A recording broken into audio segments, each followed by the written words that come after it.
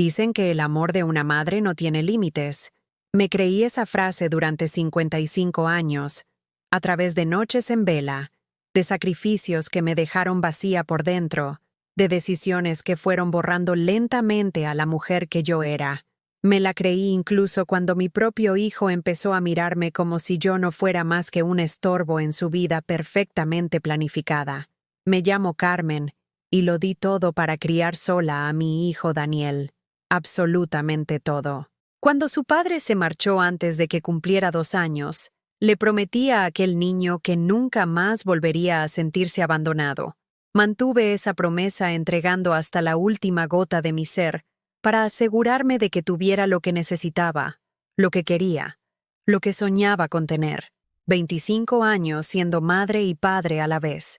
25 años con 2 trabajos para que pudiera tener la ropa que le hacía sentirse seguro, el material deportivo que le ayudaba a destacar, la educación universitaria que le abrió puertas que yo ni siquiera sabía que existían.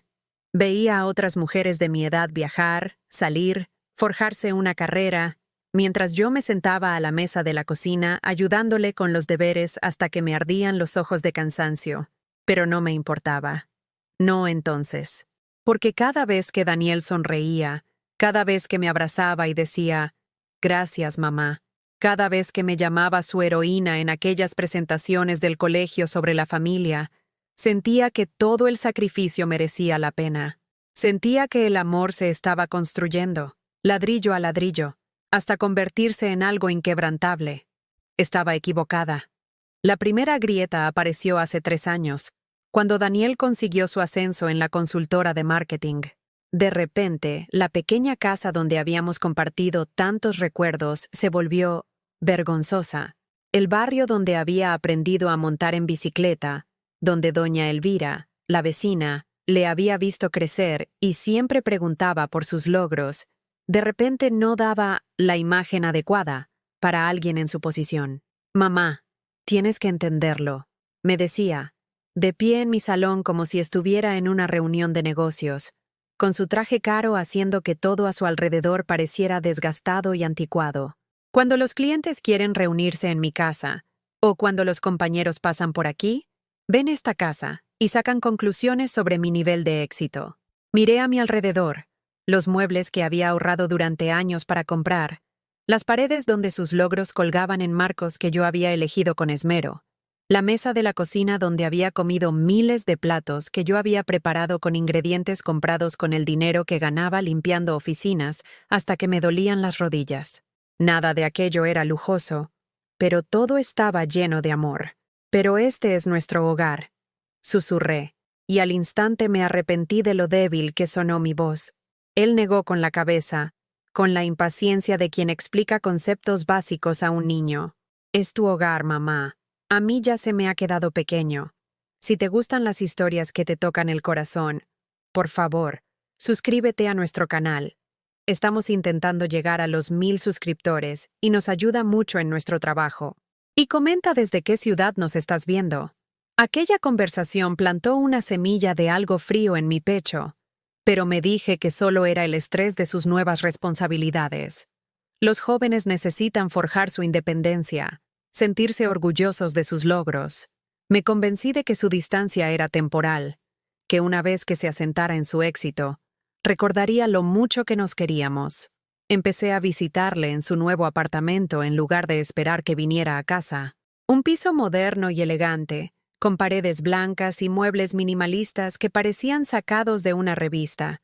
Todo era preciso, calculado, caro. No había calidez, ni personalidad, ni rastro del niño que construía fuertes con mantas en mi salón. Le llevaba tuppers con comida casera que nunca esperaba recuperar. Me sentaba en su incómodo sofá de cuero y le escuchaba hablar de su trabajo, sus metas, sus planes de ascenso. Nunca me preguntaba por mi vida, mi salud o mis sueños. Me había convertido en el público de su historia de éxito, no en una participante en su vida. «Deberías estar orgullosa de mí», dijo durante una de esas visitas estériles, sirviéndose un vino que costaba más de lo que yo gastaba en la compra de toda la semana. «Soy todo aquello en lo que tanto te esforzaste para que me convirtiera». Y tenía razón. Era un hombre de éxito, seguro de sí mismo, con estabilidad económica. Era todo lo que yo había soñado que podría ser cuando doblaba turnos, cuando sacrificaba mis propias necesidades para invertir en su futuro. Entonces, ¿por qué sentía que lo estaba perdiendo más y más con cada logro? La respuesta llegó lentamente, en pequeños momentos que se acumularon como gotas de agua que acaban erosionando la piedra. La forma en que miraba el móvil mientras yo hablaba. La forma en que mencionaba a otras familias, familias de éxito, familias con contactos, familias que podían beneficiar su carrera, con un tono de admiración que no le había oído usar para hablar de nosotros en años. Los García me han invitado a su club de campo, decía, y sus ojos se iluminaban de una manera que antes reservaba para las mañanas de Reyes o las sorpresas de cumpleaños. Allí hay verdaderas oportunidades de networking, no como... Dejaba la frase en el aire, pero yo sabía lo que quería decir. No como la vida modesta que yo le había ofrecido. Empecé a sentirme como un accesorio de su pasado, que ya no encajaba en su presente. Como los muebles de la infancia que se guardan en el trastero cuando puedes permitirte otros mejores. Siguen formando parte de tu historia, pero no son algo que exhibirías en tu salón. Las llamadas se hicieron más cortas, las visitas menos frecuentes. Las conversaciones se convirtieron en actuaciones en las que me ponía al día de su vida, como si yo fuera un pariente lejano al que se sentía obligado a mantener informado. El amor se convirtió en deber, e incluso el deber parecía cumplirse a regañadientes. Hace 6 meses, dejó de llamar por completo. Esperé. Puse excusas. Me dije que estaba ocupado con proyectos importantes, con compromisos sociales, con construir la vida que siempre quise que tuviera. Me convencí de que el silencio no significaba abandono, que la ausencia no significaba que hubiera dejado de quererme. Pero en el fondo de mi pecho, en ese lugar donde las madres guardan sus miedos más profundos, sabía que algo había cambiado fundamentalmente. El niño que había criado con tanta devoción se había convertido en un hombre que me veía como un recordatorio de un pasado que prefería olvidar. Me había convertido en la prueba de sus orígenes humildes, la evidencia de que no siempre había pertenecido a esos salones caros con esa gente importante. El mes pasado, por fin llamó. Después de medio año de silencio, su nombre apareció en la pantalla de mi móvil y mi corazón dio un vuelco con esa esperanza desesperada que hace que la gente racional cometa estupideces. «Mamá», dijo, y su voz era diferente, más fría, más formal. «Necesito hablar contigo de algo importante». Pensé que tal vez se iba a casar, que había conocido a alguien maravilloso y quería compartir su felicidad, que se había dado cuenta de lo mucho que echaba de menos tener una familia, que el éxito por fin se había vuelto hueco sin amor que le diera sentido. También en eso me equivoqué. He estado pensando en nuestra relación, continuó, usando el tono de quien pronuncia un discurso preparado. ¿En qué es lo mejor para ambos de ahora en adelante? Esas palabras cayeron en mi estómago como piedras. ¿Qué es lo mejor para ambos? Como si el amor fuera un acuerdo comercial que necesitara ser optimizado para obtener la máxima eficiencia. Creo que necesitamos un poco de espacio, mamá. Un tiempo. Necesito centrarme en mi carrera ahora mismo. Y sinceramente, no creo que la dinámica familiar que tenemos sea saludable para ninguno de los dos. Dinámica familiar. Había reducido 25 años de amor entre madre e hijo a una dinámica familiar que necesitaba un ajuste. Ahí debería haberme dado cuenta. Ahí debería haber visto lo que se avecinaba. Pero la esperanza es terca, especialmente la que una madre siente por su hijo. Incluso cuando cada pensamiento racional me gritaba advertencias, me aferré a la creencia de que esto era temporal, que el amor acabaría por recordarse a sí mismo y volvería a casa. Todavía me aferraba a esa esperanza 3 semanas después, cuando llamó y me preguntó si quería pasar un fin de semana en una cabaña rural que había alquilado. «Solo nosotros dos», dijo. «Tiempo para hablar, para arreglar las cosas». Mi corazón se llenó de alegría. Quería reparar lo que se había roto. Quería recordar lo que significábamos el uno para el otro. Quería volver a casa, emocionalmente si no físicamente. Debería haber escuchado el tono de su voz en lugar de sus palabras. Debería haberme fijado en la frialdad que había reemplazado la calidez que yo recordaba. Debería haber sabido que cuando alguien a quien quieres empieza a tratarte como un problema a resolver, normalmente no busca soluciones que te incluyan en su futuro. Pero no lo sabía. No quería saberlo. Así que dije que sí. El viaje a la cabaña debería haber sido precioso. Colinas onduladas cubiertas de colores otoñales, el tipo de paisaje que te hace creer en los nuevos comienzos y las segundas oportunidades. Daniel condujo en silencio, con las manos aferradas al volante con la tensión de quien se enfrenta a una tarea desagradable pero necesaria. Yo estaba sentada a su lado, viendo el paisaje pasar borroso, tratando de llenar el silencio con una charla optimista sobre las hojas cambiantes, el aire fresco, lo agradable que sería pasar tiempo juntos sin interrupciones. Él respondía con asentimientos y monosílabos, pero me convencí de que solo estaba concentrado en las sinuosas carreteras de montaña. Los hombres procesan las emociones de otra manera, me dije. Necesitaba espacio para encontrar la forma de decir lo que le pesaba en el corazón. La cabaña estaba aislada al final de un camino de grava, rodeada de un denso bosque que parecía tragarse el sonido. Era rústica, pero estaba bien cuidada. El tipo de lugar que la gente de ciudad alquila, cuando quiere sentirse conectada con la naturaleza, sin sacrificar las comodidades básicas. Un porche que la rodeaba con mecedoras, grandes ventanales que prometían vistas preciosas, y una chimenea de piedra que sugería fuegos acogedores y conversaciones íntimas. Es perfecta, dije, realmente entusiasmada con la posibilidad de reavivar nuestra conexión en un entorno tan tranquilo. Aquí podremos hablar de verdad, sin distracciones. Daniel llevó mi pequeña bolsa de viaje al porche sin decir nada y abrió la puerta con una llave que, al parecer, había recogido antes.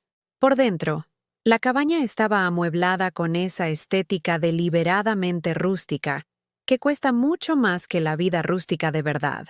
Muebles caros hechos para parecer desgastados, toques de diseño que sugerían autenticidad campestre mientras ofrecían comodidades modernas. «Voy a prepararnos un café», ofrecí, dirigiéndome ya hacia la cocina. «Podemos sentarnos en el porche y ver el atardecer. ¿Recuerdas que solíamos hacer eso cuando eras pequeño? Contabas los colores del cielo y te inventabas historias sobre a dónde iba el sol cuando desaparecía». Por un instante, algo parpadeó en su rostro. No exactamente calidez, pero quizás una sombra del niño que veía magia en los momentos cotidianos. Luego se desvaneció, reemplazado por esa máscara profesional que llevaba meses usando. «En realidad, mamá, tenemos que hablar primero». Esas palabras me helaron la sangre, pero me obligué a sonreír. «Claro, cariño. Por eso estamos aquí».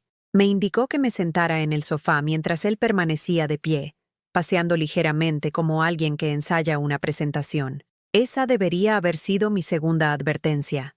La distancia física, la forma en que se posicionaba como un orador, dirigiéndose a un público en lugar de un hijo hablando con su madre.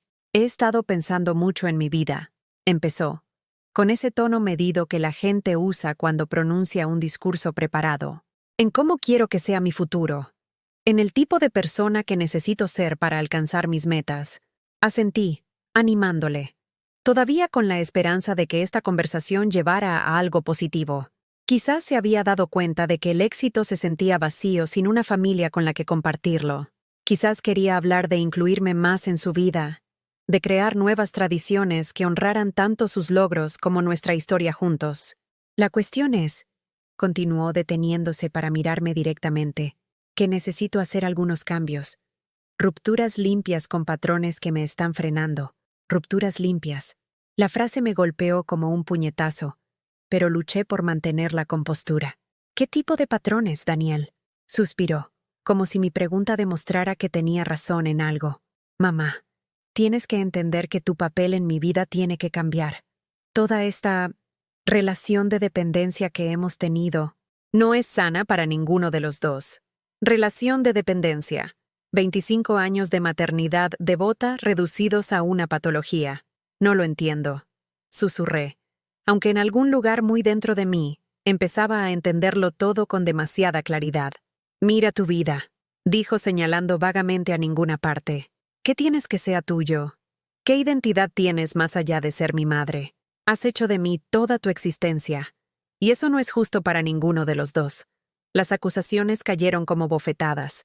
Cada palabra cuidadosamente elegida para transformar mi amor en algo vergonzoso, mi sacrificio en algo egoísta. Estaba reescribiendo nuestra historia, convirtiendo mi devoción en una prueba de mi ineptitud. Te lo di todo porque te quería, dije, con la voz quebrada a pesar de mis esfuerzos por mantenerme fuerte, porque quería que tuvieras las oportunidades que yo nunca tuve. Y estoy agradecido, respondió, aunque su tono sugería cualquier cosa menos gratitud. Pero la gratitud tiene fecha de caducidad, mamá. No puedo pasarme la vida sintiéndome en deuda con alguien que eligió hacer sacrificios que yo nunca pedí, como si a un niño de 2 años se le debiera consultar si su madre debía doblar turnos para poner comida en la mesa, como si a un niño se le debiera dar poder de veto sobre el amor de sus padres. Este fin de semana, continuó, sacando un juego de llaves de su bolsillo, es para darte el espacio que necesitas para descubrir quién eres sin mí. La sangre se me convirtió en hielo. ¿Qué quieres decir? Quiero decir que te voy a dejar aquí un tiempo. Sin cobertura, sin distracciones, sin forma de volver a caer en los viejos patrones de depender de mí para tus necesidades emocionales. Tienes que aprender a estar sola, mamá. Tienes que aprender a ser tu propia persona. Las llaves tintinearon al dejarlas sobre la encimera de la cocina, lejos de donde yo estaba sentada, paralizada en el sofá. Hay comida suficiente para una semana, más o menos. Después de eso, ya se te ocurrirá algo. Tendrás que hacerlo. No podía respirar. No podía procesar lo que estaba oyendo. Daniel, no puedes estar hablando en serio. No puedes simplemente dejarme aquí sola, sin forma de contactar con nadie, sin forma de... A veces el amor es esto. Me interrumpió, con ese tono condescendiente que los adultos usan con los niños difíciles. A veces querer a alguien significa obligarle a crecer, aunque sea incómodo. Se dirigió hacia la puerta con la decisión de quien ya se ha comprometido con un plan de acción, sin dudar, sin vacilar, sin aparente preocupación por la mujer que había pasado toda su vida adulta, asegurándose de que él nunca se sintiera abandonado. Daniel, por favor. Me levanté con las piernas temblando. No hagas esto. Podemos solucionar cualquier problema que creas que tenemos. Podemos ir a terapia, podemos... La decisión ya está tomada, mamá. Se detuvo en la puerta, con la mano en el pomo. Usa este tiempo para pensar en cómo quieres que sea tu vida. ¿Qué quieres hacer con los años que te quedan? Que no implique intentar vivir a través de mí. Los años que te quedan. Hablaba de mi futuro como si fuera un breve epílogo de una historia que ya había terminado. ¿Y si me pasa algo? Pregunté, la desesperación agudizando mi voz. ¿Y si me hago daño, o me pongo enferma, o... Eres más fuerte de lo que crees? Dijo, aunque ya no me miraba. Me criaste sola, ¿no? Encontraste la forma de ser madre soltera cuando papá se fue. También saldrás de esta. La comparación fue devastadora. Estaba equiparando su abandono calculado con la marcha impulsiva de su padre, como si la traición fuera solo otro desafío de la vida que yo debía afrontar con elegancia y fortaleza.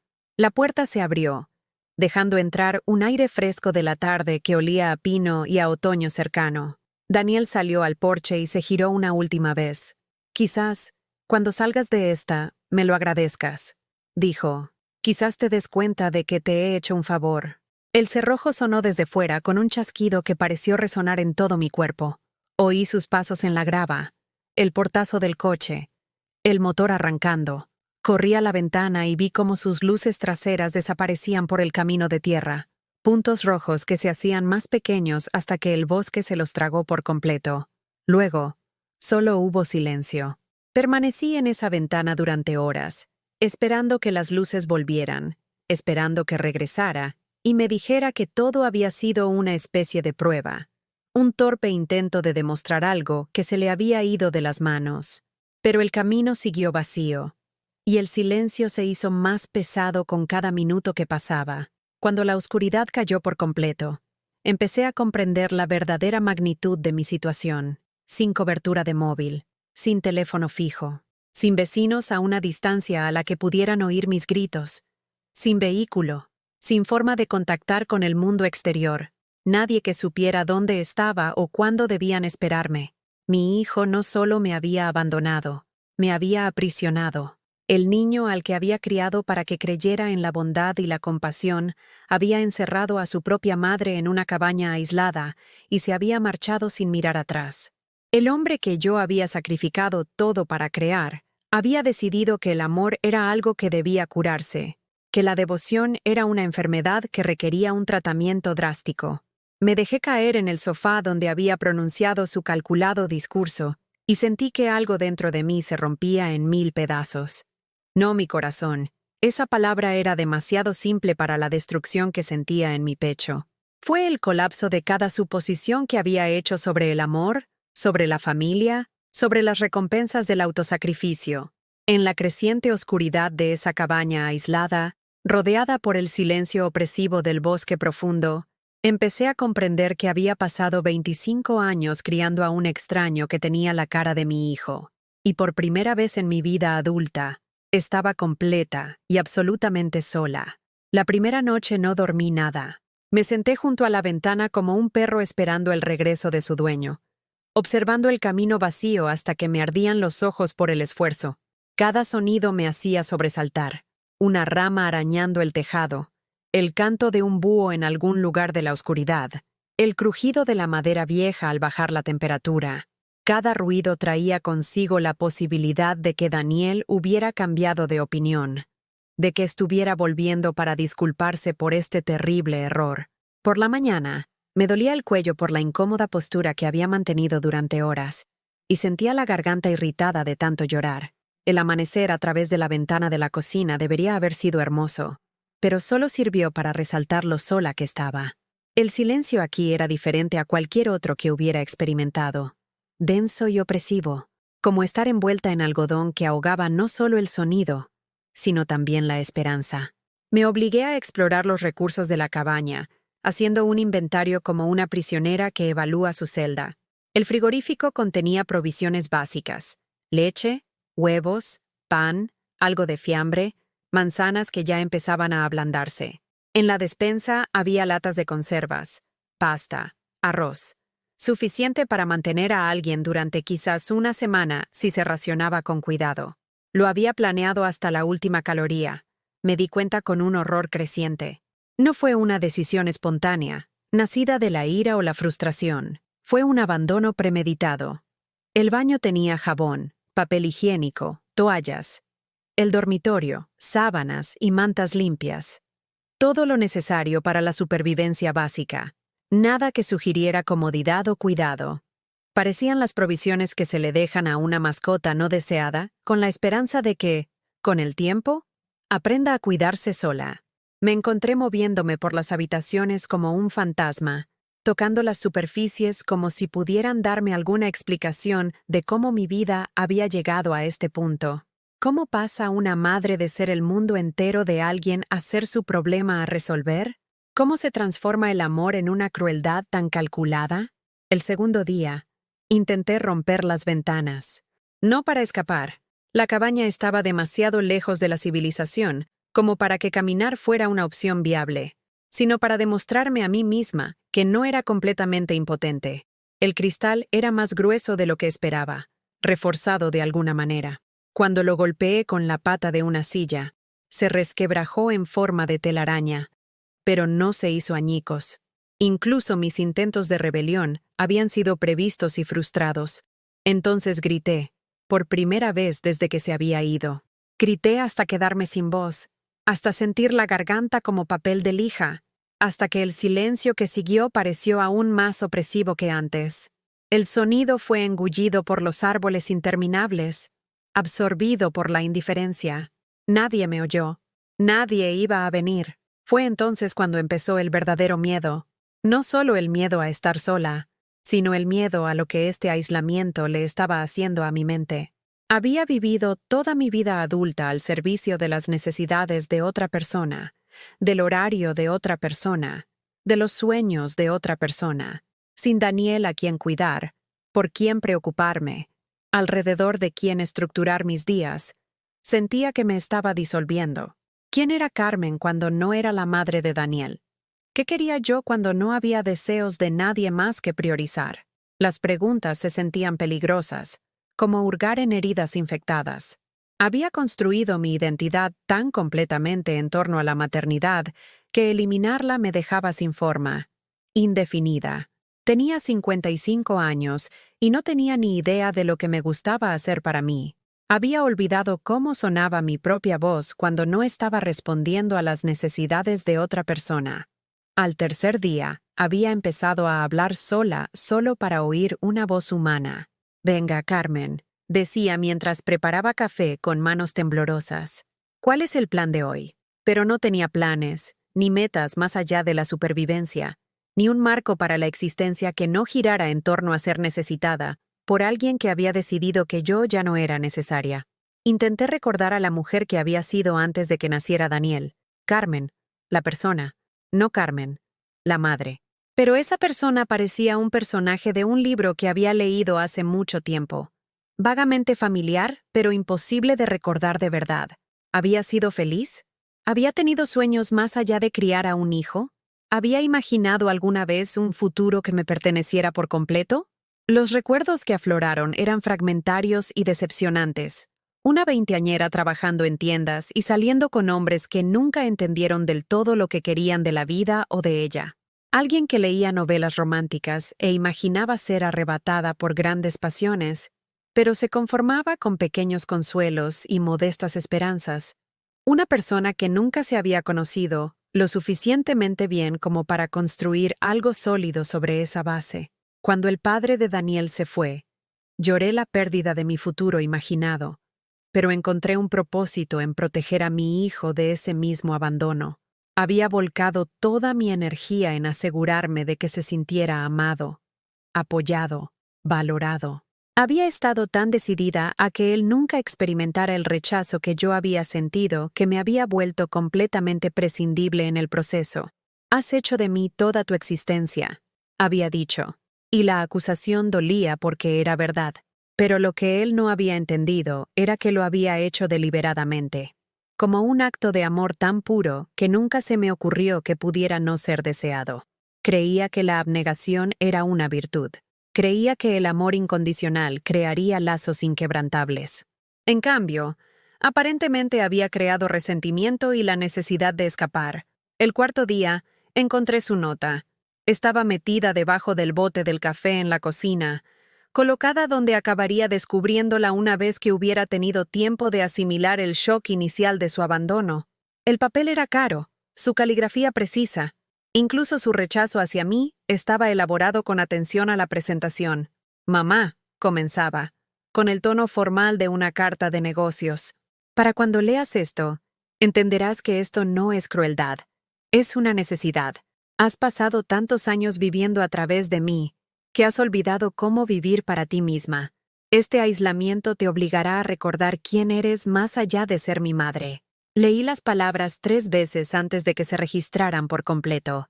Se había convencido a sí mismo de que atraparme en una cabaña aislada era un acto de intervención terapéutica, un enfoque de amor duro para ayudarme a descubrir mi independencia. La arrogancia era sobrecogedora. Decidir unilateralmente lo que yo necesitaba, prescribir el abandono como si fuera una medicina. «Sé que al principio estarás enfadada», continuaba la nota, «pero con el tiempo verás que esto fue lo más amable que podía hacer. Necesitas aprender que tu valor no está ligado a cuánto te sacrificas por los demás. Necesitas encontrar valor en ti misma, no en lo necesitada que eres». Las palabras se volvieron borrosas mientras las lágrimas llenaban mis ojos. Me estaba sermoneando sobre la autoestima mientras demostraba exactamente el poco valor que le daba a mi vida, a mi seguridad, a mi autonomía. Me estaba enseñando sobre la independencia, haciéndome completamente dependiente de su decisión de volver en algún momento. «Hay un teléfono fijo en el armario del dormitorio», concluía la nota, «pero no funcionará hasta el próximo viernes. Usa esta semana para pensar en cómo quieres que sea tu vida de ahora en adelante. ¿Qué quieres hacer con tu tiempo que no tenga nada que ver conmigo?» Corrí al armario del dormitorio con una esperanza desesperada. rebuscando entre la ropa colgada hasta que encontré el teléfono escondido detrás de unos abrigos de invierno. Era un auricular antiguo, de los que se enchufan a las tomas de pared que no existían en esta cabaña. El cable había sido cortado. Los extremos de plástico del cable visibles donde había seccionado mi conexión con el mundo exterior. Incluso su promesa de un eventual rescate era una mentira. Fue entonces cuando algo se quebró dentro de mí que era diferente a la angustia o la desesperación. Fue el sonido de las ilusiones muriendo por fin, de la esperanza ingenua dando paso a algo más duro y frío. Me había estado aferrando a la creencia de que esto era una locura temporal, que Daniel entraría en razón y volvería a por mí. Pero el cable del teléfono cortado reveló la verdad. Había planeado esto como una solución permanente. Me había traído aquí no para enseñarme a ser independiente, sino para deshacerse de mí silenciosamente, para dejar que el bosque, el aislamiento y mi propia desesperación hicieran lo que él no tuvo el valor de hacer directamente. Me dejé caer en el suelo del dormitorio, agarrando el teléfono inútil, y finalmente comprendí que el hijo por el que había amado y sacrificado todo nunca había existido. Ese niño había sido una proyección de mis propias esperanzas, una fantasía que había construido en torno a un niño que se había convertido en un hombre capaz de una crueldad indescriptible. El verdadero Daniel, el que podía mirar a su madre a los ojos mientras planeaba su destrucción, el que podía hablar de amor mientras practicaba el abandono, el que podía justificar la tortura como terapia. Era un extraño que casualmente compartía mi ADN. Y por primera vez desde que llegué a esta cabaña, sentí algo más que dolor y confusión. Sentí el nacimiento lento y silencioso de la rabia. No la ira caliente que se consume rápidamente, sino algo más frío y paciente. Algo que susurraba que quizás, solo quizás, no tenía por qué aceptar esto. Que quizás ser prescindible era una elección, no un hecho. Que quizás la mujer que había sido antes de que la maternidad me consumiera, todavía estaba aquí en alguna parte, enterrada, pero no muerta. Quizás era hora de dejar de esperar el rescate y empezar a planear mi propia supervivencia. El bosque exterior era vasto e indiferente, pero también estaba lleno de recursos para alguien lo suficientemente desesperado como para usarlos. Y estaba descubriendo, mientras el quinto día de encierro amanecía claro y frío, que estaba más desesperada de lo que nunca había imaginado posible. Daniel pensó que había atrapado a una anciana indefensa, que aprendería a ser agradecida o desaparecería en silencio. No tenía ni idea de lo que en realidad había despertado. Al sexto día, había dejado de contar las horas. El tiempo se había vuelto irrelevante en este lugar, donde el amanecer y el atardecer no marcaban más que la rotación del vacío. Había racionado la comida a una pequeña comida al día, no porque intentara alargar mis provisiones, sino porque comer parecía un acto de optimismo que ya no podía sostener. ¿Qué sentido tenía preservar una vida que había sido considerada inútil por la única persona que se suponía que debía valorarla por encima de todo? Pasé la mayor parte de ese día sentada en el porche, envuelta en una manta que olía al detergente de otra persona, viendo caer las hojas con una precisión mecánica. Cada una que se deslizaba hasta el suelo parecía llevarse otro pedazo de la mujer que solía ser. La madre que creía que el amor era suficiente. La mujer que pensaba que el sacrificio creaba lazos que no podían romperse. La tonta que confundió la permisividad con el cuidado. El silencio aquí era diferente ahora. Ya no era opresivo. Se había convertido en una especie de compañero. En la quietud, podía escuchar mis propios pensamientos con claridad por primera vez en décadas. Sin las necesidades de Daniel que anticipar, sus estados de ánimo que gestionar, su éxito que celebrar o sus problemas que resolver, mi mente se adentró en territorios que le había prohibido explorar durante 29 años. Recordé que a los 16 años quería ser maestra, no porque alguien me hubiera dicho que debía serlo, sino porque me encantaba la idea de ayudar a los niños a descubrir sus propias capacidades. Me había imaginado en un aula llena de caras entusiastas, creando lecciones que hicieran que aprender pareciera una aventura. Pero entonces me quedé embarazada, y para enseñar se necesitaba una carrera que no podía permitirme. Y de repente, Todos mis sueños se convirtieron en lujos teóricos para los que no tenía tiempo. Pensé en las clases de arte a las que quise apuntarme cuando tenía 20 y tantos, antes de que Daniel necesitara ayuda con los trabajos del colegio y los deberes se convirtieran en un ritual nocturno que consumía mis tardes. Había visto un taller de cerámica en el centro y me había imaginado creando cosas hermosas con mis manos, haciendo objetos que fueran útiles y bonitos al mismo tiempo. Pero los materiales de arte costaban dinero, y las clases tenían horarios, y todo tenía que sopesarse primero contra las necesidades de Daniel. También hubo un hombre, Roberto. Lo conocí en el supermercado cuando Daniel tenía 12 años, y durante 6 meses tomamos café juntos 2 veces por semana mientras Daniel estaba en el colegio. Roberto era amable y paciente, divorciado y con hijos mayores que vivían sus propias vidas, sin requerir su atención constante. Él entendía lo que significaba querer a tus hijos y al mismo tiempo mantener tu propia identidad, pero a Daniel no le gustaba, no porque Roberto fuera desagradable o inapropiado, sino porque representaba tiempo y atención que no se centraban exclusivamente en mi hijo. Daniel desarrollaba misteriosos dolores de estómago los días que se suponía que iba a ver a Roberto. Necesitaba ayuda con deberes repentinamente urgentes. Creaba pequeñas crisis que requerían mi presencia inmediata. Así que dejé de ver a Roberto, diciéndome a mí misma que la seguridad de mi hijo era más importante que mi soledad. Mirando hacia atrás ahora, podía ver el patrón que había estado demasiado entregada para reconocer en ese momento. Cada vez que mostraba interés en algo más allá de la maternidad, Daniel, inconscientemente, o quizás no tan inconscientemente, lo saboteaba. Y yo se lo permitía. Estaba tan aterrorizada de convertirme en su padre, de anteponer mis propias necesidades a las suyas, que había eliminado mis necesidades por completo. La ironía era devastadora. Al tratar de demostrar que nunca lo abandonaría, me había abandonado a mí misma tan completamente que cuando él ya no me quiso a su lado, no quedaba nada que salvar. El 7º día, encontré la fotografía. Estaba metida dentro de uno de los libros en la estantería de la cabaña, probablemente dejada por un inquilino anterior. Un retrato de familia. Padres y 3 hijos dispuestos en lo que parecía el mismo porche donde ahora yo me sentaba a contemplar mi anulación. La madre aparentaba mi edad, pero sus ojos tenían algo que reconocí como ajeno, una satisfacción que parecía venir de dentro y no de su papel en la vida de los demás. Estudié su rostro durante mucho tiempo, tratando de entender lo que estaba viendo. Era claramente una madre. La forma en que se posicionaba en relación con sus hijos lo dejaba claro, pero también era, obviamente, ella misma, una persona completa que casualmente tenía hijos, en lugar de una mujer cuya identidad entera había sido consumida por la maternidad. Fue entonces cuando me di cuenta de lo que Daniel había estado tratando de decirme, a su manera cruel y calculada. No que mi amor no valiera nada, sino que yo me había vuelto inútil porque había hecho de su aprobación la única fuente de mi valor.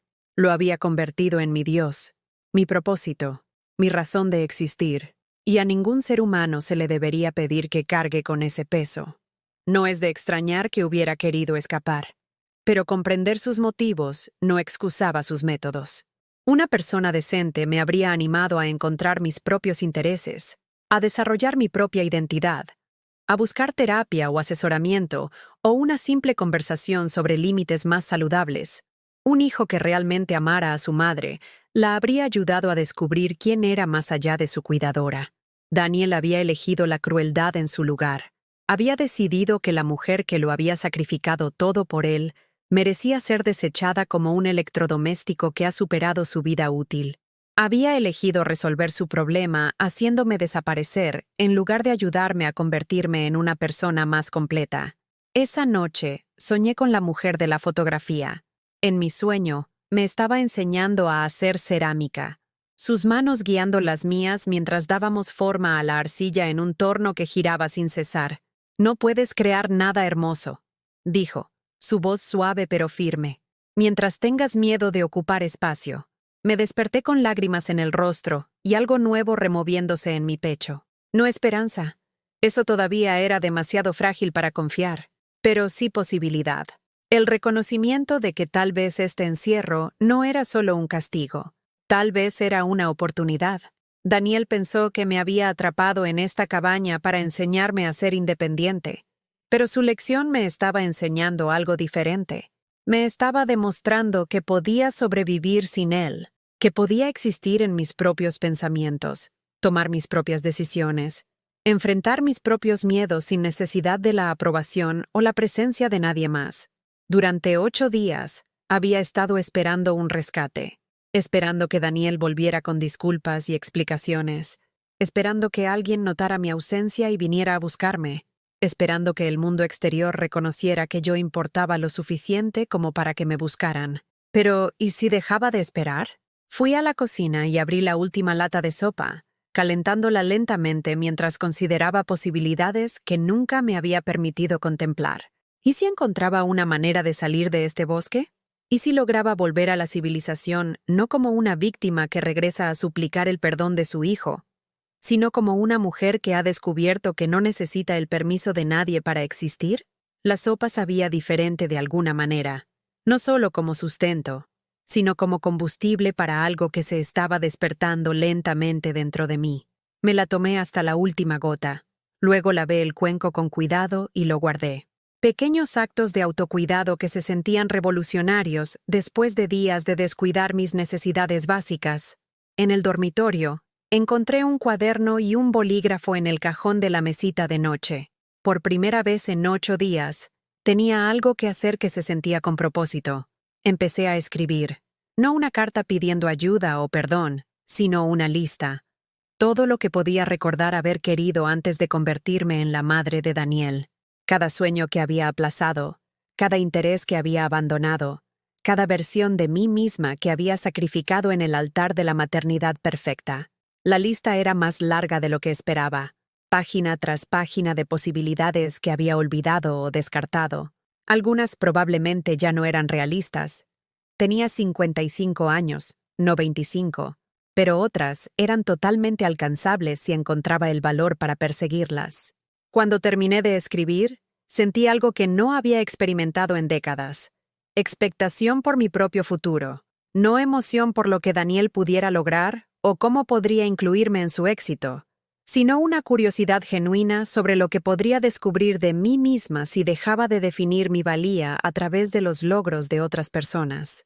Afuera, el bosque estaba oscuro y silencioso, pero ya no se sentía como una prisión. Se sentía como una prueba que finalmente estaba lista para superar.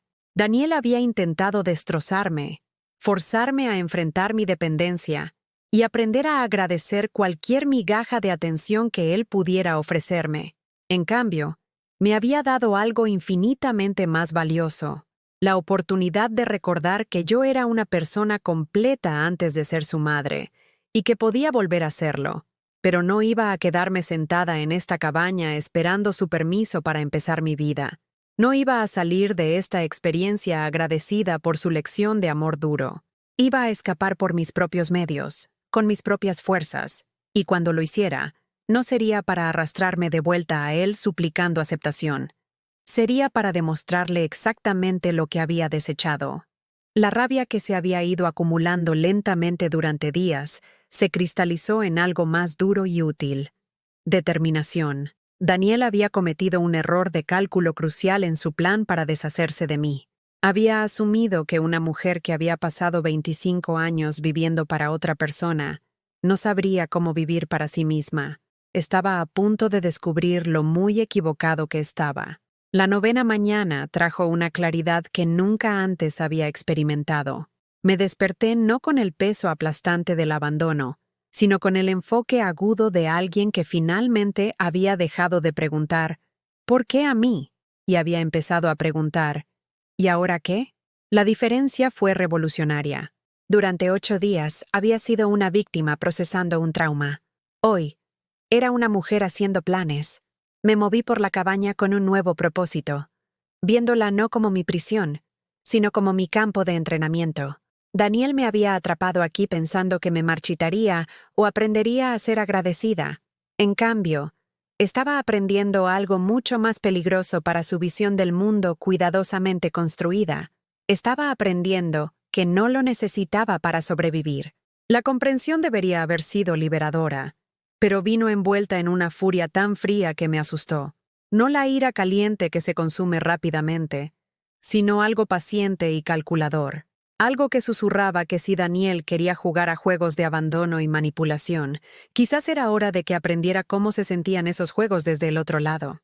Empecé por hacer un inventario de todo en la cabaña, no solo los suministros obvios, sino cada herramienta, cada recurso, cada posibilidad que había pasado por alto en mi desesperación inicial. En el cuarto de servicio encontré cuerda, cinta americana, una linterna y material de acampada que inquilinos anteriores habían dejado. Debajo del fregadero de la cocina, productos de limpieza que podían tener múltiples usos. En el dormitorio, mantas y sábanas adicionales que podían reutilizarse. Lo más importante es que encontré un mapa detallado de senderos escondido detrás del microondas, marcado con rutas de senderismo que llevaban desde este lugar remoto de vuelta a la civilización. El pueblo más cercano estaba a 25 kilómetros a través de un denso bosque, pero la ruta estaba claramente marcada, con fuentes de agua y refugios de emergencia señalados a lo largo del camino. 25 kilómetros. No había caminado esa distancia en años, pero había caminado más cuando Daniel era pequeño y el dinero escaseaba, cuando explorábamos todos los parques y senderos gratuitos de la provincia, porque no podía permitirme otro tipo de entretenimiento.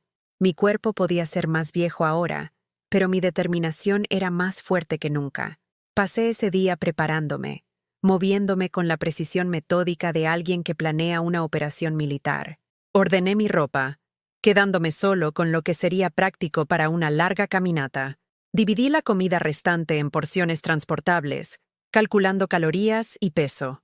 Probé la linterna, comprobé la resistencia de la cuerda, ideé cómo hacer una mochila improvisada con fundas de almohada y cinta americana.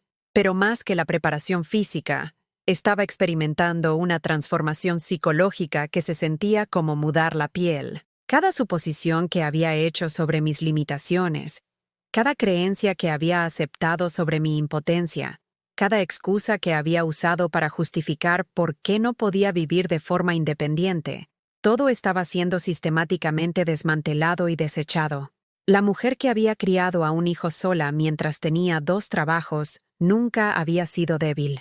La mujer que había ajustado cada céntimo y hecho que cada sacrificio funcionara nunca había sido incompetente.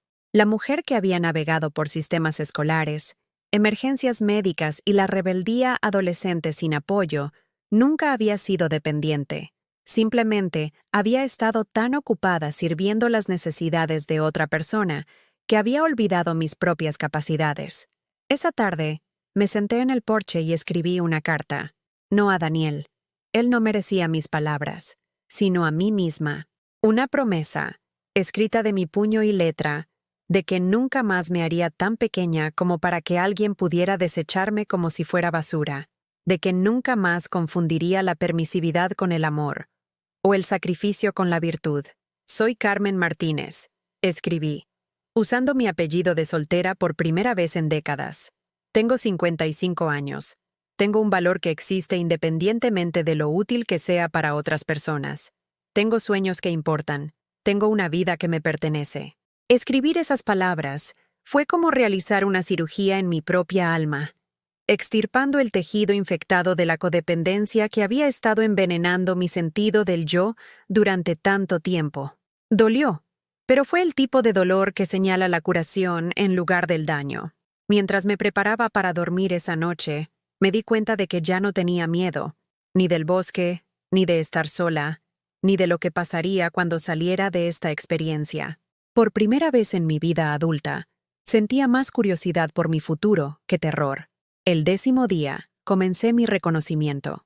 Usando el mapa, tracé la ruta hacia el pueblo, identificando puntos de referencia y posibles desafíos. El sendero me llevaría a través de terrenos variados, algunos caminos despejados, algunas caminatas difíciles, un cruce de río que podría ser complicado dependiendo de las lluvias recientes, pero era totalmente factible para alguien con suficiente motivación. Y la motivación, descubrí, ya no era un problema. Practiqué caminar con mi mochila improvisada, probando cuánto peso podía llevar cómodamente a lo largo de la distancia. Ensayé la ruta en mi mente, memorizando puntos de decisión clave donde un giro equivocado podría llevar a desvíos peligrosos. Estudié la información de supervivencia en una guía que dejaron visitantes anteriores, aprendiendo a encontrar agua, evitar la fauna, orientarme por puntos de referencia naturales. Pero la preparación más importante estaba ocurriendo dentro de mi cabeza. Estaba practicando conversaciones, no las discusiones suplicantes y llenas de disculpas que podría haber imaginado una semana atrás, sino intercambios firmes y dignos con figuras de autoridad que pudieran ayudarme. Agentes de policía que necesitaban entender que esto no había sido un retiro voluntario, sino un abandono calculado. Asistentes sociales que pudieran ayudarme a acceder a recursos para empezar de nuevo. Quizás incluso abogados que pudieran explicar qué recursos legales existían para lo que Daniel había hecho. Porque eso es lo que era esto, me di cuenta.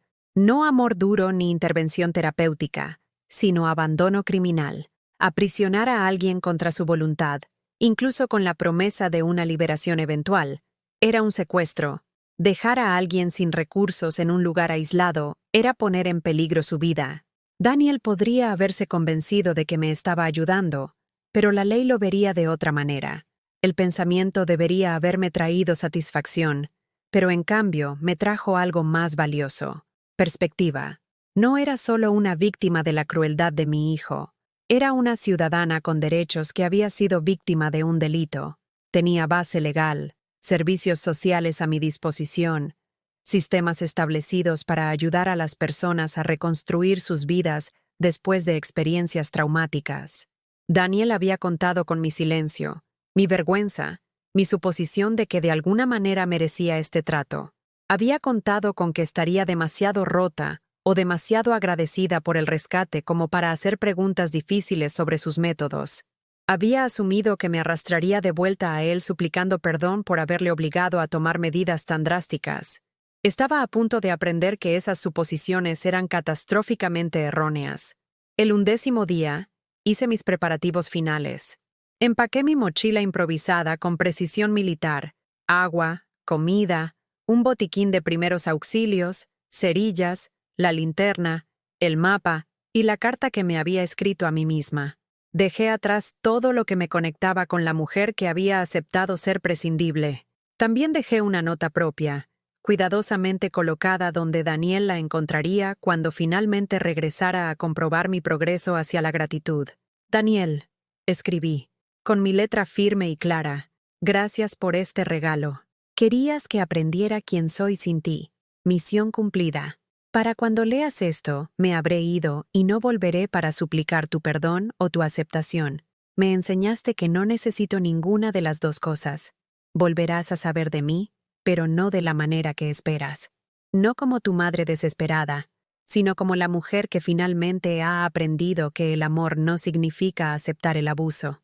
Considera esto mi graduación de la escuela de abandono en la que me matriculaste. Me temo que no te gustará la persona que tus lecciones han creado. No firmé como mamá, sino como Carmen Martínez, y la dejé apoyada en el bote de café donde él había escondido sus propias instrucciones crueles. Al amanecer del 12º día, me eché la mochila al hombro y bajé del porche para tomar el sendero que me llevaría de vuelta a la civilización. Cada paso se sentía como una pequeña victoria. Cada kilómetro, una declaración de independencia de la identidad que casi me había destruido. El bosque era hermoso a la luz de la mañana, pero apenas me di cuenta, mi atención estaba enfocada hacia adelante, en el pueblo que me esperaba, en la vida que aguardaba a que la reclamara, en la mujer en la que me estaba convirtiendo, con cada paso que me alejaba de la cabaña donde me habían dejado para desaparecer. Detrás de mí quedaban 12 días de encierro y 25 años de servidumbre invisible. Delante, la libertad y la oportunidad de mostrarle a Daniel exactamente lo que había perdido cuando decidió que su madre era prescindible. El sendero estaba despejado, mi mochila era ligera, y por primera vez en décadas, caminaba hacia algo que me pertenecía por completo. Sonreí mientras caminaba, y la expresión se sintió extraña en mi rostro. ¿Cuándo fue la última vez que había sonreído por mi propio placer, en lugar de para consolar a otra persona, o proyectar una satisfacción que no sentía? No importaba. Habría tiempo para muchas más sonrisas en la vida hacia la que caminaba. Daniel había intentado borrarme. En cambio, me había ayudado a recordar quién había sido siempre debajo de las capas de sacrificio y abnegación. Era hora de que conociera a esa mujer. Los primeros 8 kilómetros a través del bosque pusieron a prueba cada músculo que había descuidado durante años de poner mi propia salud en último lugar. Me ardían las piernas. Mis pulmones se esforzaban contra los cambios de altitud, y la mochila improvisada me rozaba los hombros, que no habían cargado un peso así en décadas. Pero con cada paso, cada pequeña victoria sobre un terreno que habría parecido imposible una semana atrás, sentí algo que casi había olvidado que existía. Orgullo de mis propias capacidades.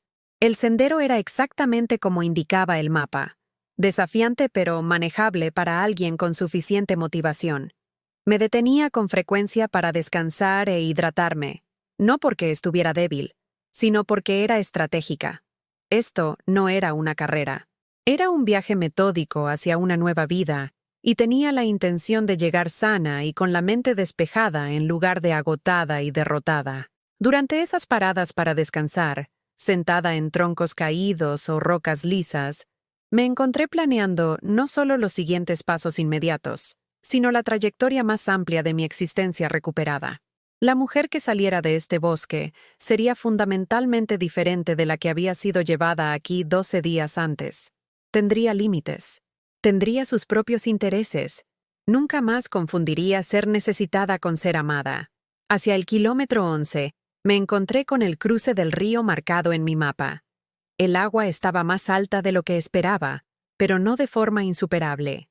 Estudié la corriente, identifiqué el punto de cruce más seguro y avancé con cuidado sobre piedras que habían sido pulidas por décadas de agua corriente.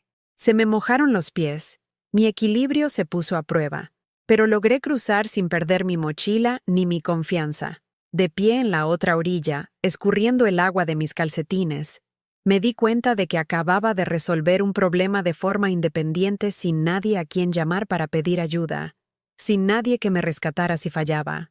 La sensación de competencia era embriagadora.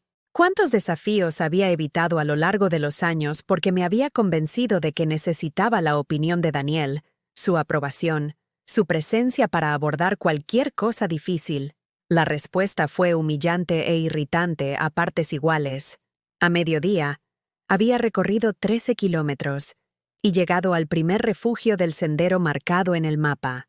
Era una estructura simple de 3 paredes diseñada para excursionistas sorprendidos por el mal tiempo, pero me pareció un palacio después de haber estado prisionera durante casi 2 semanas.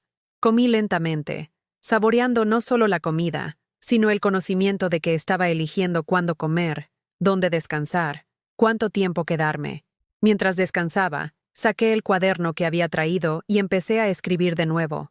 No reflexiones esta vez, sino planes prácticos. ¿Dónde viviría? No podía volver a mi antiguo piso. Daniel sabía dónde encontrarme allí, y no tenía ningún interés en que me encontrara hasta que yo estuviera lista. Pero tenía ahorros de los que él no sabía nada. Dinero que había escondido en una cuenta separada hacía años, por si acaso. Ese colchón me daría tiempo para establecerme en un lugar nuevo. ¿Qué tipo de trabajo buscaría? Mis habilidades de atención al cliente eran transferibles, pero quizás este era el momento de buscar algo diferente. El sueño de ser maestra que había abandonado a los 16 no era del todo imposible. Había programas para estudiantes adultos, vías de certificación para personas que empezaban segundas carreras. Tenía suficiente experiencia de vida para entender lo que los niños necesitaban más allá de la instrucción académica. ¿A dónde iría? A algún lugar donde a Daniel nunca se le ocurriría buscar. Quizás la costa, donde siempre había imaginado vivir, pero nunca lo había priorizado porque estaba lejos de su colegio, sus actividades, sus necesidades. Quizás un pequeño pueblo universitario donde pudiera tomar clases mientras trabajaba, donde ser una estudiante madura no pareciera inusual. Las posibilidades se sentían infinitas, y por primera vez en mi vida adulta, todas me pertenecían. La tarde trajo la parte más empinada de la caminata, una subida sostenida que llevó mi resistencia al límite, pero había aprendido a dividir los desafíos en partes manejables, a centrarme en la siguiente curva del sendero en lugar de en la cima lejana. Cada recodo revelaba nuevas vistas del valle, perspectivas que solo eran visibles para quienes estaban dispuestos a hacer el esfuerzo de subir. La metáfora no pasó desapercibida. Al atardecer, había recorrido 20 kilómetros y estaba lo suficientemente cerca de la civilización como para oír de vez en cuando el zumbido lejano del tráfico. Ese sonido, que antes no significaba más que un ruido de fondo, ahora traía la promesa de conexión, de opciones, de un mundo donde podría reconstruir mi vida según mis propias condiciones. Acampé en otro refugio del sendero, usando habilidades que había aprendido de guías y de excursiones medio olvidadas de la infancia de Daniel. Encendí un pequeño fuego, calenté sopa y me senté a ver aparecer las estrellas en el cielo que oscurecía. El silencio aquí era diferente del silencio opresivo de la cabaña. Este era el silencio pacífico de alguien que finalmente se siente a gusto en su propia compañía. Esa noche, dormí mejor que en meses. No el sueño agotado de alguien abrumado por las circunstancias, sino el sueño reparador de quien ha pasado el día avanzando hacia algo valioso. Me desperté antes del amanecer, renovada y ansiosa por completar los últimos kilómetros hasta el pueblo. Los últimos 5 kilómetros del sendero emergían gradualmente del bosque profundo, hacia claros dispersos, donde podía ver casas a lo lejos, humo saliendo de las chimeneas, las líneas geométricas de la habitación humana rompiendo las curvas naturales de las colinas y el valle. Cada atisbo de civilización se sentía como una pequeña victoria, la prueba de que mis cálculos habían sido correctos, mi preparación adecuada. El sendero terminaba en un aparcamiento junto a una carretera principal, donde un cartel desgastado daba la bienvenida a los visitantes de Miraflores de la Sierra. Población, 6.200 habitantes. Los coches pasaban con regularidad, sus ocupantes sin saber que estaban presenciando el renacimiento de alguien. Para ellos, probablemente parecía una excursionista de mediana edad más, terminando una excursión de un día. No podían ver la transformación que había ocurrido a lo largo de 25 kilómetros y 12 días de aislamiento. Entré en el pueblo con paso firme, mi mochila improvisada segura sobre mis hombros, la cabeza alta a pesar del agotamiento que empezaba a alcanzarme. La calle principal estaba llena de los negocios que hacen que los pueblos pequeños se sientan acogedores. Una casa de comidas que anunciaba cocina casera, una farmacia con letreros escritos a mano en el escaparate, una biblioteca pública que parecía haber servido a la comunidad durante generaciones.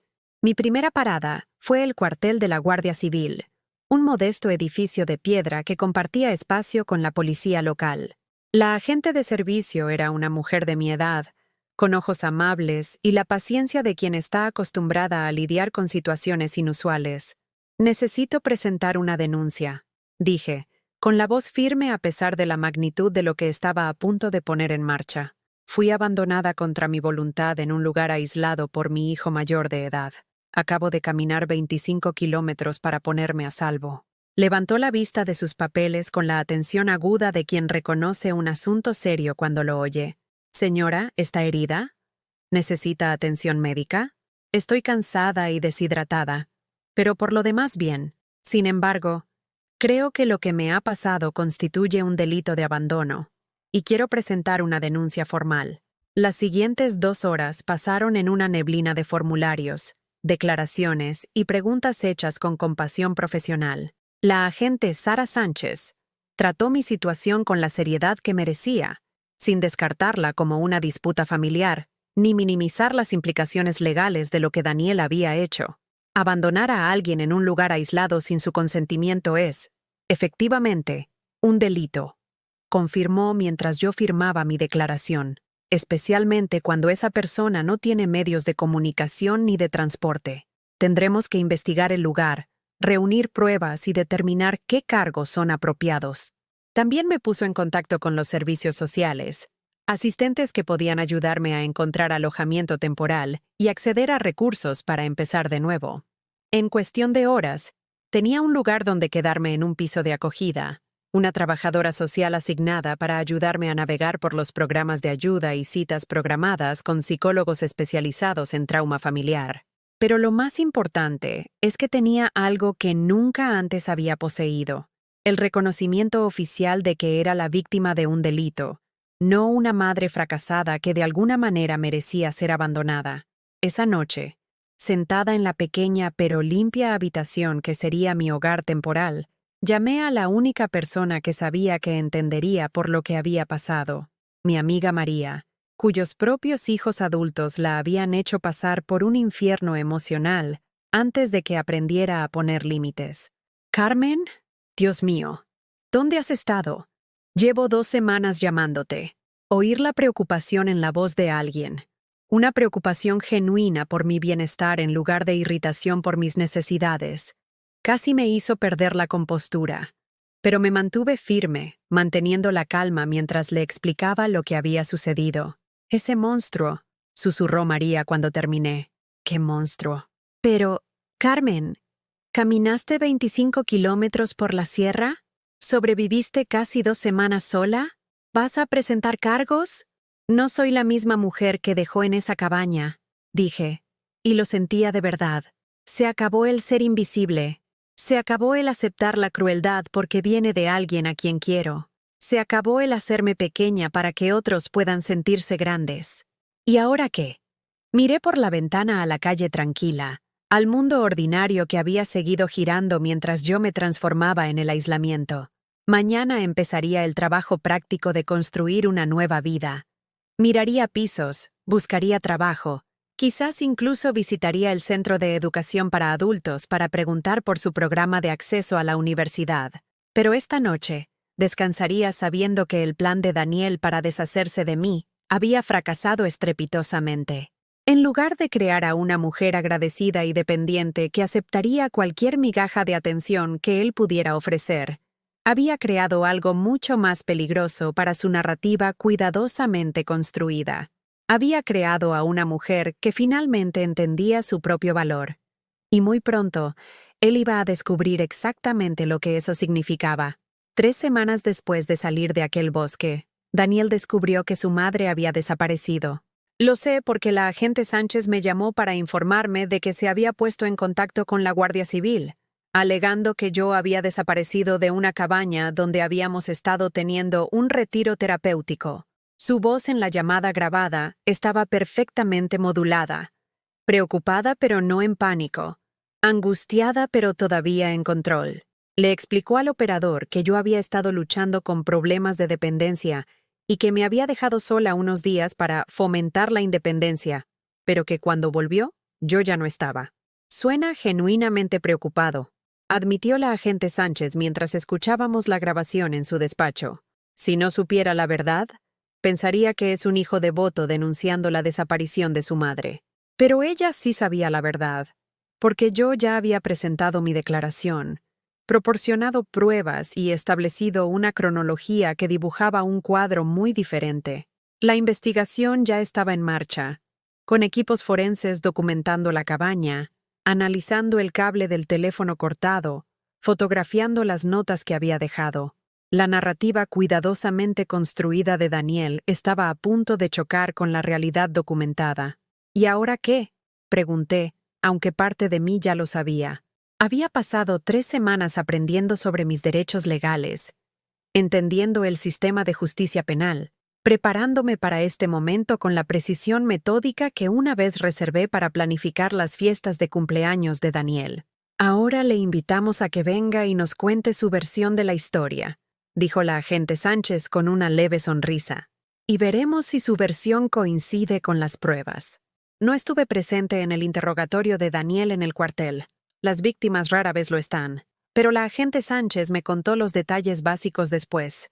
Había llegado vestido impecablemente, proyectando la autoridad segura de alguien acostumbrado a que le crean sin hacer preguntas. Trajo a un abogado, lo que sugería que entendía la gravedad de la situación, pero mantuvo su historia sobre la intervención terapéutica y el aislamiento voluntario. Parecía genuinamente sorprendido de que lo hubieras denunciado como un abandono. me dijo la agente Sánchez. Como si, sinceramente, no se le hubiera ocurrido que dejar a alguien contra su voluntad en un lugar aislado pudiera ser ilegal. La sorpresa, me di cuenta, no era sobre la legalidad, era sobre mí. Estaba genuinamente sorprendido de que su madre, antes invisible, hubiera encontrado su voz, hubiera tomado medidas, se hubiera negado a desaparecer en silencio como estaba previsto. En su mundo cuidadosamente ordenado, se suponía que yo debía estar agradecida por la lección de independencia, no enfadada por el método de enseñanza. Pero Daniel siempre había sido adaptable cuando las circunstancias lo requerían. A los pocos días de su interrogatorio, mi teléfono empezó a sonar con llamadas de su número. Como no contestaba, dejó mensajes de voz que siguieron una progresión predecible, de la preocupación confusa a la decepción dolida y a la manipulación calculada. «Mamá, no entiendo por qué estás metiendo a extraños en nuestros asuntos familiares», decía el primer mensaje. Su tono sugería que yo estaba exagerando por un simple malentendido. «Podemos arreglar esto entre nosotros. No necesitas abogados ni guardias civiles. Solo tienes que devolverme la llamada». Como no respondí, los mensajes se volvieron más elaborados. Estaba preocupado por mi estado mental. Le preocupaba que estuviera siendo influenciada por gente que no entendía nuestra relación. Le dolía que creyera a extraños antes que a su propio hijo, especialmente cuando él solo había intentado ayudarme a ser más independiente. «Sé que estás enfadada», dijo en el quinto mensaje de voz, su voz adoptando el tono paciente que usaba cuando yo supuestamente era irrazonable. «Pero piénsalo con lógica. Si de verdad quisiera hacerte daño, ¿te habría dejado comida? ¿Te habría proporcionado un techo? ¿Habría planeado volver a por ti?» La manipulación era tan sutil, tan perfectamente elaborada, que pude ver cómo podría haber funcionado con la mujer que era hacía 3 semanas. Esa mujer podría haber dudado de sí misma, podría haberse preguntado si estaba siendo una desagradecida, podría haberse convencido de que ser abandonada en medio del monte era realmente una forma de amor duro. Pero yo ya no era esa mujer. En lugar de devolverle la llamada, reenvié sus mensajes a la agente Sánchez, añadiéndolos a la creciente pila de pruebas de que las acciones de Daniel habían sido premeditadas y calculadas, en lugar de espontáneas o bien intencionadas. Cada mensaje de voz revelaba más sobre su mentalidad, sus suposiciones sobre mi sumisión, su convicción absoluta de que tenía derecho a determinar qué era lo mejor para mi vida. El punto de inflexión llegó cuando apareció en mi nuevo piso. Llevaba ya un mes viviendo en Miraflores de la Sierra, instalándome en una rutina que se sentía revolucionaria por su sencillez. Café por la mañana mientras leía libros que elegía por mi propio placer. Paseos por la tarde por barrios donde nadie conocía mi historia ni esperaba nada de mí. Clases por la noche en el Centro de Educación para Adultos, donde estaba explorando el programa de magisterio que había abandonado a los 16 años. Por primera vez en décadas, mis días me pertenecían. Comía cuando tenía hambre, dormía cuando estaba cansada, tomaba decisiones basadas en mis propias preferencias en lugar de en las necesidades de otra persona. La independencia que Daniel había afirmado estar enseñándome era algo que yo había descubierto por mis propios medios, sin su interferencia ni instrucción. Volvía de mi clase nocturna cuando lo encontré esperando en el portal, con el aspecto impecable de un profesional de éxito con su traje caro y su pelo cuidadosamente peinado. Pero algo era diferente en su postura, en su expresión.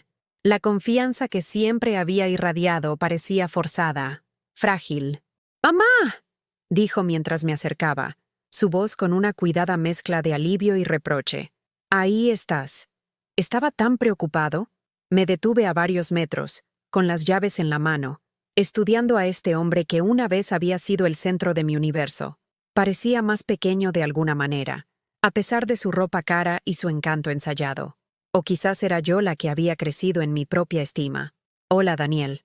Se estremeció ligeramente ante mi tono, neutro, educado, pero completamente desprovisto de la calidez que él siempre había dado por sentada. «Mamá, tenemos que hablar. Todo este malentendido se ha ido de las manos. Gente que no nos conoce está haciendo juicios sobre nuestra familia y está afectando a mi carrera, a mi reputación». Ahí estaba.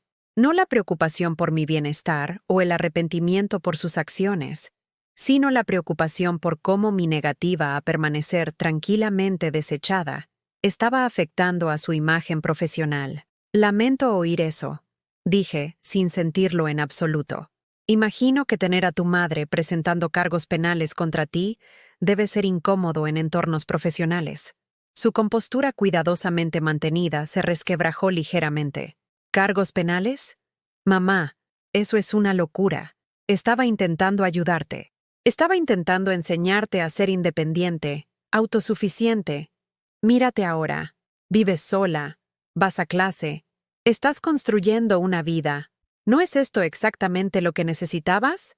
La audacia era sobrecogedora. Intentaba atribuirse el mérito de mi transformación, afirmar que su abandono había sido una intervención terapéutica en lugar de una crueldad calculada. Tienes razón, dije con calma. He construido una nueva vida. Una vida en la que la gente no decide qué es lo mejor para mí sin mi consentimiento. Una vida en la que ser querida no requiere aceptar el abuso. Una vida en la que importo lo suficiente como para tener límites que se espera que los demás respeten. Daniel se acercó, su rostro adoptando la expresión seria que había perfeccionado para convencer a la gente de su sinceridad. Mamá, estás siendo influenciada por gente que no entiende nuestra relación. La Guardia Civil, los asistentes sociales. Lo ven todo en blanco y negro, pero la familia es complicada. Lo que hice vino del amor, aunque el método fuera poco convencional. Amor, repetí, saboreando la palabra como algo amargo.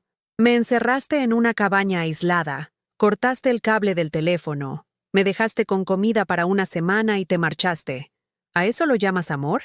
Lo llamo amor duro, dijo, su voz elevándose ligeramente a medida que su paciencia con mí, sin razón, empezaba a agotarse. A veces hay que forzar a la gente a salir de su zona de confort para que crezca. A veces lo más amable que puedes hacer es negarte a consentir la dependencia de alguien. La palabra consentir quedó flotando en el aire entre nosotros como una acusación. En su mente, 29 años de maternidad devota habían sido consentir. Mi amor había sido una patología. Mi sacrificio había sido una debilidad que requería corrección. ¿Sabes lo que aprendí durante esos 12 días sola? Dije, mi voz firme a pesar de la rabia que ardía en mi pecho.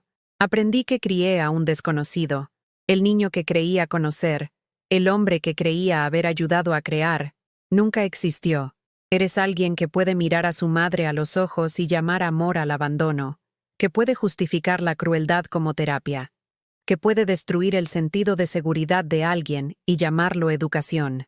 La máscara de Daniel finalmente se cayó por completo, revelando el frío cálculo que siempre se había escondido bajo su encanto ensayado.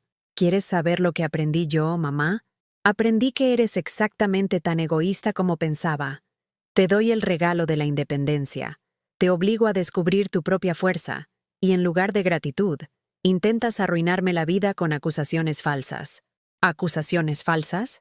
¿Abandono? ¿Cargos penales? Me estás haciendo parecer una especie de monstruo cuando lo único que hice fue negarme a seguir consintiendo tu apego insano hacia mí. Eres exactamente lo que dije que eras.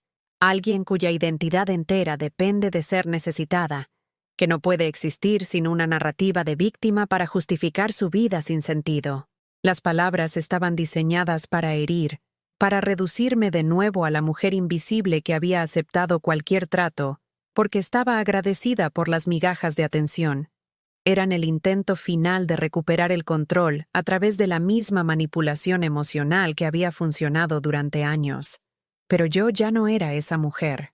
Gracias, dije en voz baja. ¿Qué? Gracias por mostrarme exactamente quién eres. No el hijo exitoso del que estaba orgullosa, no el hombre que creía haber criado, sino alguien capaz de una crueldad tan casual que ni siquiera puedes verla como algo malo. Gracias por hacer esto más fácil. El rostro de Daniel palideció. ¿Hacer qué más fácil? Sonreí, y fue la expresión más genuina de satisfacción que había sentido en años. Hacer más fácil testificar en tu juicio. Hacer más fácil cortar todo contacto con alguien que piensa que el amor es un arma. Hacer más fácil construir una vida que no tenga nada que ver contigo. Por primera vez en nuestra conversación, Daniel pareció genuinamente asustado. no de las consecuencias legales, sino de algo mucho más amenazante para su visión del mundo cuidadosamente construida, la comprensión de que su madre ya no estaba disponible para ser su víctima. «No puedes hablar en serio», susurró. «Nunca he hablado más en serio en mi vida», repliqué. «Querías enseñarme a ser independiente, Daniel. Enhorabuena. He aprendido». 6 meses después, estaba en un juzgado viendo a mi hijo enfrentar las consecuencias de su crueldad calculada. Los cargos eran graves: detención ilegal, puesta en peligro y abandono familiar. Su caro abogado había intentado todos los ángulos: defensa por salud mental, alegaciones de disputa familiar, argumentando que sus intenciones eran terapéuticas en lugar de maliciosas. Pero las pruebas no mienten. Y las pruebas eran abrumadoras. El cable del teléfono cortado, las notas premeditadas, el aislamiento del lugar, la completa falta de comunicación o de visitas de control durante mi encierro. La fiscalía pintó un cuadro claro de alguien que había planeado cada detalle de mi abandono, que había calculado exactamente cómo deshacerse de un miembro incómodo de la familia sin cometer técnicamente un asesinato. Testifiqué el tercer día del juicio. Al caminar hacia el estrado, sentí el peso de cada mujer que alguna vez había sido invisibilizada por alguien que decía quererla. Mi voz fue firme mientras describía esos 12 días en la cabaña. El miedo, el hambre, la creciente comprensión de que mi propio hijo me había dejado para que desapareciera silenciosamente en la sierra. Pero también testifiqué sobre lo que vino después. La caminata de 25 kilómetros que demostró mi fuerza. Las acciones legales que establecieron mi valor. La nueva vida que demostró que nunca había necesitado un rescate. Solo la oportunidad de salvarme a mí misma. Daniel estaba sentado en el banquillo de los acusados con otro traje caro, pero la confianza que una vez lo había definido había desaparecido. Parecía disminuido de alguna manera, como si la exposición de su verdadera naturaleza le hubiera hecho encogerse físicamente. Su carrera estaba en ruinas. Las noticias vuelan rápido en los círculos profesionales cuando alguien es arrestado por abandonar a su madre. Su reputación, lo que más valoraba, yacía hecha jirones. El jurado deliberó durante menos de 3 horas. Culpable de todos los cargos. La jueza, una mujer de mi edad con el pelo gris acero y ojos que habían visto toda forma de crueldad humana, no se anduvo con rodeos durante la sentencia. «Señor Morales», dijo, su voz con la autoridad de quien ha pasado décadas sopesando la justicia, «usted planeó y ejecutó sistemáticamente el abandono de un familiar vulnerable en un lugar aislado. Cortó su comunicación con el mundo exterior, proporcionó recursos mínimos para la supervivencia y la dejó sin medios de escape. Y luego tuvo la audacia de afirmar que esto constituía una intervención terapéutica». Daniel miraba al frente. La mano de su abogado en su hombro era lo único que evitaba su colapso total. El tribunal considera que sus acciones se encuentran entre los ejemplos más calculadores y despiadados de abuso familiar que hemos encontrado. El hecho de que la víctima fuera su propia madre, la mujer que lo sacrificó todo para criarlo, hace que sus delitos sean particularmente atroces. 3 años de prisión, 5 años de libertad vigilada después, una orden de alejamiento permanente que le impide contactarme, restitución por mis costas legales, gastos médicos y el coste de reconstruir mi vida. La jueza dejó claro que el éxito profesional de Daniel y su historial limpio no significaban nada cuando se sopesaba la naturaleza premeditada de sus crímenes. Mientras el agente judicial se lo llevaba esposado, Daniel se giró para mirarme una última vez. Vi confusión en sus ojos, una completa incapacidad para entender cómo la madre invisible de la que se había deshecho se había convertido en la mujer que había diseñado su caída. Esperaba gratitud por la lección de independencia. En cambio, había creado una adversaria que entendía exactamente cuánto daño podía hacer el amor cuando lo empuñaban las manos equivocadas. No sentí ninguna satisfacción en su encarcelamiento. La prisión no le enseñaría empatía ni remordimiento. Algunas lecciones no se pueden imponer a personas que se niegan a aprenderlas. Pero su condena envió un mensaje que importaba. Las madres no son desechables. El amor no es una licencia para el abuso. Los lazos familiares no excusan el comportamiento delictivo. Después del juicio, conduje de vuelta a mi piso en Miraflores de la Sierra, el pequeño pueblo que se había convertido en mi santuario. En 6 meses, había construido algo que nunca antes había tenido, una vida que me pertenecía por completo. Trabajaba en el colegio local como auxiliar, mientras completaba mis estudios de magisterio a través de la UNED. Era voluntaria en la biblioteca los fines de semana, ayudando a los jubilados a navegar por los ordenadores y descubrir nuevos libros. Tenía amigos que me conocían como Carmen, la persona, no como Carmen, la madre devota. Por primera vez en mi vida adulta, cuando la gente me preguntaba a qué me dedicaba, tenía respuestas que no implicaban los logros de nadie más. Mi piso era pequeño pero perfecto, lleno de muebles que yo había elegido, libros que quería leer, plantas que mantenía vivas porque disfrutaba cuidando algo que florecía bajo mi cuidado en lugar de exigir mi autoanulación. Las paredes contenían fotografías de lugares que había visitado, arte que había creado en clases de fin de semana, certificados de cursos que había completado simplemente porque me interesaban. No había fotos de Daniel. Esa tarde, me senté en mi pequeño balcón viendo la puesta de sol pintar el cielo de colores que finalmente era libre de apreciar, sin preguntarme si alguien me necesitaba en otro lugar. Mi teléfono sonó. Era María, llamando para nuestra charla semanal. «¿Cómo te sientes?», preguntó, su voz cálida con el tipo de amistad que me había sostenido durante el período más oscuro de mi vida. «Libre», dije, y lo sentía de verdad. Por primera vez en mi vida adulta, me siento completamente libre. «¿Te arrepientes de algo?», consideré la pregunta seriamente. Me arrepentía de los 25 años que había pasado criando a Daniel, de los sacrificios que habían parecido tan significativos en su momento, del amor que había volcado en alguien que me lo había devuelto con un abandono calculado. «No», dije finalmente, «no me arrepiento, pero ahora entiendo que el amor sin límites no es amor, es permisividad. El sacrificio sin reciprocidad no es devoción, es autodestrucción». Pensé que le estaba enseñando sobre el amor incondicional, pero en realidad le estaba enseñando que algunas personas no merecen un respeto básico. ¿Y ahora? Ahora me estoy enseñando a mí misma que estaba equivocada, sobre el amor, sobre el sacrificio, sobre lo que le debía a alguien que compartía mi ADN pero no mis valores. Ese fin de semana, hice algo que llevaba meses planeando. Conduje hasta la costa, hasta el pequeño pueblo cántabro en el que siempre había imaginado vivir, pero que nunca prioricé porque no era conveniente para las necesidades de Daniel. Caminé por las playas donde podría pasar mi jubilación, visité el campus universitario donde podría terminar mi carrera, exploré barrios donde podría comprar una casita con jardín.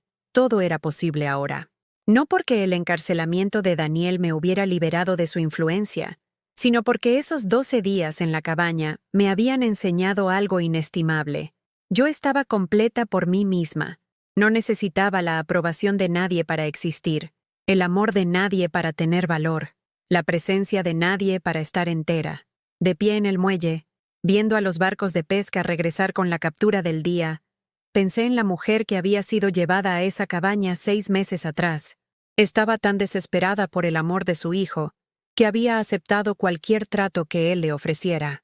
Estaba tan convencida de su propia ineptitud, que nunca había cuestionado su derecho a determinar su valía. Esa mujer había desaparecido, disuelta en el silencio de aquellos bosques, reemplazada por alguien más fuerte e infinitamente más peligrosa para la gente que confunde la amabilidad con la debilidad.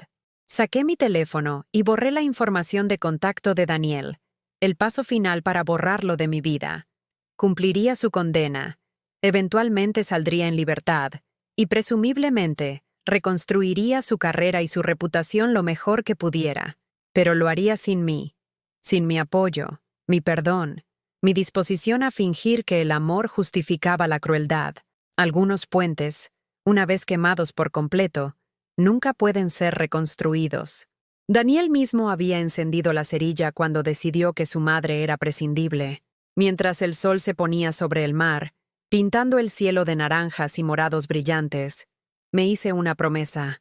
Nunca más me haría pequeña para la comodidad de otra persona. Nunca más aceptaría el abuso disfrazado de amor. Nunca más olvidaría que mi vida me pertenecía a mí, primero, último y siempre. La mujer que se alejó de ese muelle era alguien que Daniel nunca reconocería, segura de sí misma, con límites, completa. Era alguien que su abandono había creado accidentalmente. Alguien que entendía que la mayor venganza contra las personas que intentan borrarte es negarse a desaparecer. Conduje de vuelta a Miraflores de la Sierra con las ventanillas bajadas, dejando que el aire del mar llenara mi coche y mis pulmones. Mañana continuaría construyendo la vida que había descubierto que quería. Cuidaría mi jardín, enseñaría a los niños, leería libros que alimentaran mi alma, haría amigos que valoraran mi presencia en lugar de mi servicio. Había aprendido que a veces el regalo más profundo que alguien puede darte es mostrarte exactamente quién es. Daniel me había dado ese regalo cuando me encerró en esa cabaña y se marchó.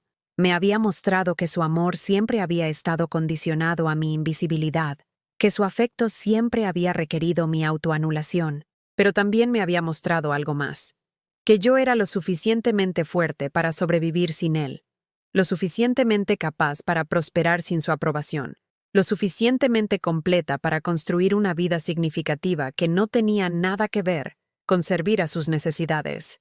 La alumna finalmente había superado al maestro, aprendiendo lecciones sobre la independencia que él nunca tuvo la intención de impartir. Y a diferencia de su versión de la educación, la mía no había requerido víctimas.